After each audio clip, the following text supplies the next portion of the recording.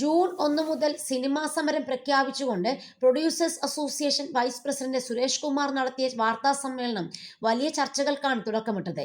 വിവിധ സിനിമാ സംഘടനകൾ ചേർന്നെടുത്ത തീരുമാനമാണെന്ന് പറഞ്ഞുകൊണ്ടായിരുന്നു സുരേഷ് കുമാർ സിനിമാ സമരം അടക്കമുള്ള കാര്യങ്ങൾ വ്യക്തമാക്കിയത്. എന്നാൽ ഇതിനു പിന്നാലെ സുരേഷ് കുമാറിനെതിരെ രൂക്ഷ വിമർശനം ഉന്നയിച്ചുകൊണ്ട് ആന്റണി പെരുമ്പാവൂർ രംഗത്തെത്തുകയായിരുന്നു. എന്നാൽ ആന്റണി പെരുമ്പാവൂരിന്റെ ആരോപണങ്ങൾ തെറ്റാണെന്ന് പറയുകയാണ് സുരേഷ് കുമാർ. ആന്റണി പെരുമ്പാവൂരിന് വ്യക്തിപരമായ താല്പര്യങ്ങളൊന്നുമില്ലെന്നും കഴിഞ്ഞ ദിവസം ഫേസ്ബുക്ക് കുറിപ്പിലൂടെ പറഞ്ഞ ആരോപണങ്ങൾ ആരോ പറയിപ്പിക്കുന്നതാണെന്നും സുരേഷ് കുമാർ പറഞ്ഞു. എനിക്ക് ആരെയും പേടിയില്ല, ഇവിടുത്തെ ഒരു താരത്തിനെയും പേടിയില്ല, അതുകൊണ്ട് തന്നെ ഞാൻ മുഖം നോക്കാതെ സംസാരിക്കും. പേടിയുള്ളവരുണ്ട്, അവരൊക്കെ മിണ്ടാതിരിക്കുകയാണെന്നും സുരേഷ് കുമാർ പറഞ്ഞു.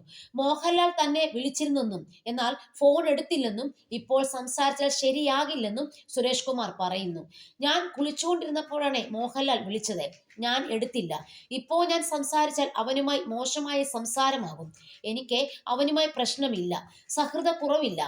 ആരേലും സ്ക്രൂ കയറ്റിയാൽ ലാൽ ചൂടാവും.